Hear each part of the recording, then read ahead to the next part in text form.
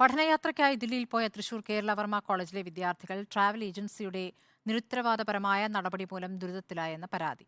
പണം നൽകിയിട്ടും യാത്രാ താമസ സൗകര്യം വേണ്ട രീതിയിൽ നൽകിയില്ല എന്ന വിദ്യാർത്ഥികളും അധ്യാപകരും പരാതിപ്പെട്ടു. ദുരിതം സംബന്ധിച്ച റിപ്പോർട്ട് വാർത്തയെ തുടർന്ന് ദില്ലി മലയാളി അസോസിയേഷനുകൾ പ്രശ്നത്തിൽ ഇടപെട്ടിരിക്കുകയാണ്. 17-നാണ് വിദ്യാർത്ഥികൾ യാത്ര ആരംഭിച്ചത്. ഇന്ന് പുലർച്ചെ നിസാമുദ്ദീനിൽ നിന്ന് നാട്ടിലേക്ക് തിരിക്കേണ്ടതായിരുന്നു.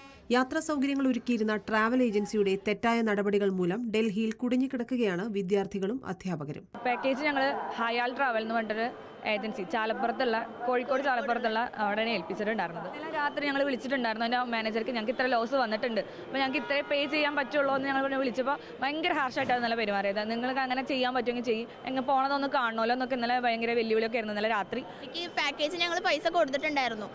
ആകെ ഒരു 5000 രൂപയും കൂടി കൊടുക്കാൻ ബാക്കിയുണ്ടായിരുന്നുള്ളൂ. എന്നിട്ടും ഞങ്ങളോട് ഭയങ്കര ഹാർഷായിട്ട് ഞങ്ങൾ ഒട്ടും പൈസ കൊടുക്കാത്ത പോലെയൊക്കെ പെരുമാറിയിട്ടുണ്ടായിരുന്നു. ട്രെയിൻ ടിക്കറ്റ് ചാർജ് ഒഴികെ 2,23,200 രൂപ ട്രെയിൻ പുറപ്പെടുന്നതിന് 5 മണിക്കൂർ മുൻപ് നൽകിയിരുന്നതായി വിദ്യാർത്ഥികൾ പറയുന്നു. ഭിന്നശേഷിക്കാർ ഉൾപ്പെടെ 44 വിദ്യാർത്ഥികളും അധ്യാപകരെയും ഉൾപ്പെട്ട സംഘമാണ് യാത്രയിലുള്ളത്. കേരളവർമ്മ കോളേജിലെ പൊളിറ്റിക്കൽ സയൻസ് വിഭാഗത്തിലെ വിദ്യാർത്ഥികളാണിവർ. മതിയായ ഭക്ഷണം നൽകാതെയും മോശം ലോക്കൽ ബസ് സർവീസ് ഒരുക്കിയും പരിചയസമ്പന്നരല്ലാത്ത ട്രാവൽ ഗൈഡിനെ നൽകിയും ട്രാവൽ ഏജൻസി വഞ്ചിച്ചുവെന്ന് വിദ്യാർത്ഥികൾ ആരോപിച്ചു.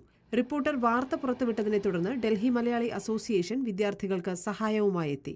റിപ്പോർട്ടർ, തൃശൂർ.